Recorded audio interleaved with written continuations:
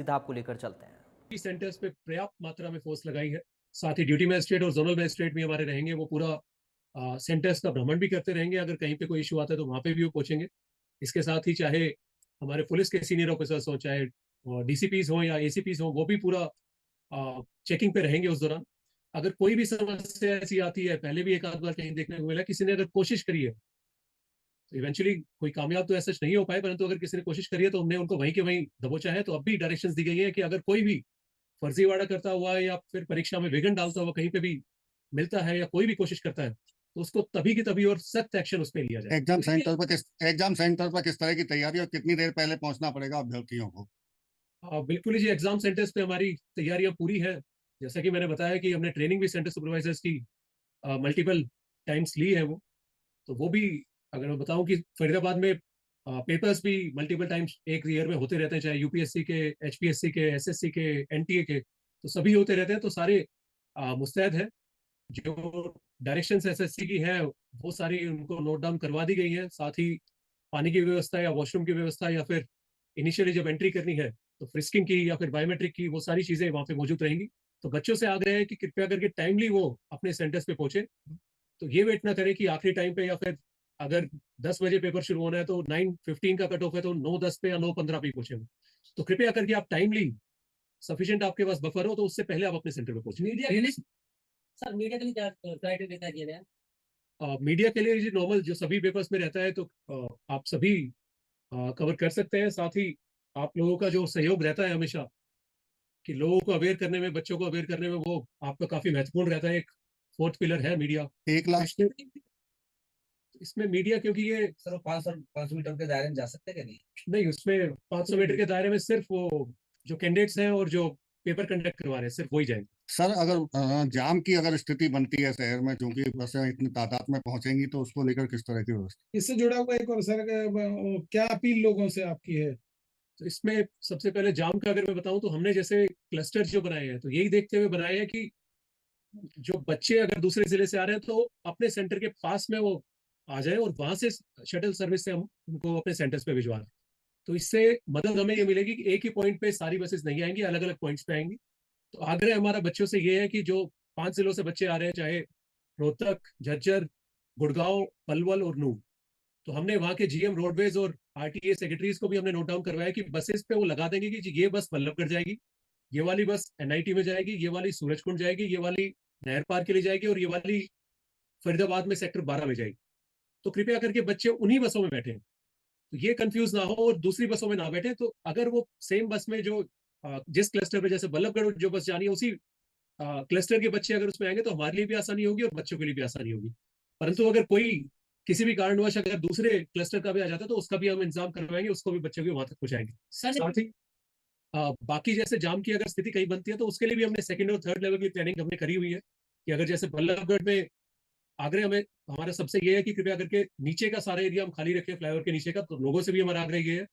साथ ही जो अंदर शहर के अंदर, बल्लभगढ़ शहर के अंदर बसें जाएंगी तो वहां पे जो दुकान है या फिर जो मार्केट है, उनकी स्टेशन से भी हमारा आग्रह है कि कृपया करके जो पेपर है, पेपर की टाइमिंग के दौरान उसको, रास्ते को पूरा हम क्लियर रखें।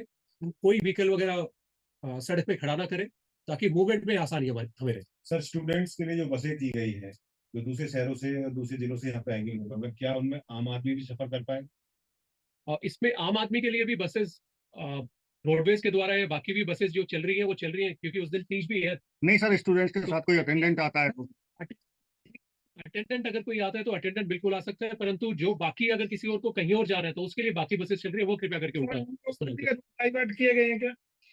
तो आम लोगों से हमारी अपील है, रूट ऐसा हमने इतने डाइवर्ट नहीं करे, परंतु हमारी अपील है, जैसे जो, अगर मैं मेजर चौक बता दूं जहाँ पे ज्यादा ट्रैफिक की मूवमेंट रहेगी, तो बल्लभगढ़ फ्लाईओवर के नीचे का एरिया हो गया, बाटा चौक हो गया, नीलम चौक हो गया, फिर आगे 28 सेक्टर में बड़कल मोड़ हमारा हो गया, उसके आगे मेवला महाराजपुर वाला हो गया। और ऐसे ही अगर एनआईटी में देखें तो दशहरा ग्राउंड के आसपास या फिर बीके चौक के आसपास वाला सारा एरिया, और सूरजकुंड रोड। और ऐसे ही नहर पार में भी जहाँ पे स्कूल्स हैं, सेंटर्स हैं, तो वहां पे कृपया करके पेपर के दौरान जितना अवॉइड कर पाए फरीदाबाद के लोग, कृपया करके वो। यहाँ से बच्चे पलवल भी जाएंगे पेपर देने के लिए, उनके लिए क्या इंतजाम आता है आपकी तरफ से? बिल्कुल ही करीब 6,000 के करीब बच्चे हमारे यहाँ से पलवल जाने हैं। तो उसमें हमने बसेस हमने अरेंज करी है, 9 पॉइंट्स हमने रखे हैं पूरे जिले में, क्लस्टर वाइज वो भी बनाए हैं हमने। तो सुबह वहां से बसेस शुरू होंगी, बच्चे उस पॉइंट पे आके अपनी बस में बैठ सकते हैं और वो पलवल उनको लेके जाएगी।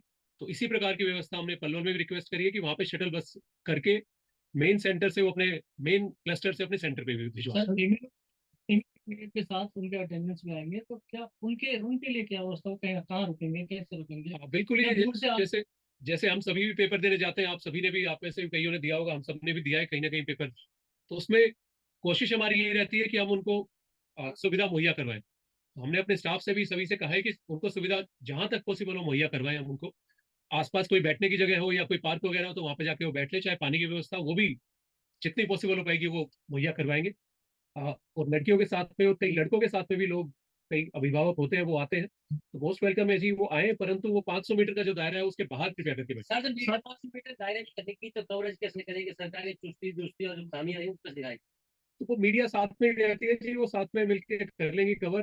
तो ये क्योंकि सेंसिटिव पेपर है, जैसा आप सभी के साथ में नहीं, एज इन की जो 500 मीटर का जो दायरा है वो एसएससी के थ्रू डायरेक्शन आ सकती है, आ रखी है जी, उनके तहत ही हम कार्रवाई करेंगे आगे। सर अब बसों की व्यवस्था बहुत अच्छी की है, जो लोग बस से आएंगे वो तो बहुत जाएगा समझना, और बहुत सारे ऐसे अभ्यर्थी हैं जो कि अपने पर्सनल व्हीकल से आएंगे, बिल्कुल। उसके लिए क्या कुछ व्यवस्था की हुई है प्रशासन की ओर से? क्योंकि वहां तक पहुंचने की बात की जाए, चाहे पार्किंग व्यवस्था की बात की जाए, तो इसको बताएं। बिल्कुल ही जी, हमेशा ही देखने में आता है बच्चे कुछ अपने साधनों से पहुंचते हैं, कुछ जो पब्लिक ट्रांसपोर्ट होता है उनसे पहुंचते हैं। तो जो आसपास के लोग हो गए या फिर क्लब करके भी कई लोग गाड़ी पूल करके भी आते हैं अपने सेंटर पे, तो वैसे भी लोग आएंगे तो उनके लिए भी पूरी सुविधा है। तभी मैंने कहा कि कोई हमने रूट बंद नहीं करा या डाइवर्ट नहीं करा। तो प्राइवेट गाड़ियों में भी अगर कोई बच्चे आते हैं तो वो आ सकते हैं। अगर जो पार्किंग हमने वहाँ पे नोमिनेट कर रखी है सेंटर्स के पास में, तो वहां पे जाके पार्किंग में अपनी गाड़ियां खड़ी भी कर सकते हैं। लोकेशन वगैरह कोई? लोकेशन वो सेंटर्स के आसपास ही है। वो 163 सेंटर जैसे हमारे यहाँ, तो हर एक जगह वो नोटिफाई करना वो इतना मतलब इजी भी नहीं होगा, और हर एक तक पहुंचानी ये बात वो भी इजी नहीं रहेगी, परंतु वो हर स्कूल के आसपास कहीं ना कहीं जगह है पार्क करने की। चलिए बढ़ते हैं आगे, बड़ी खबर की बात करेंगे। इस वक्त एक बड़ी और अहम जानकारी सामने आ रही है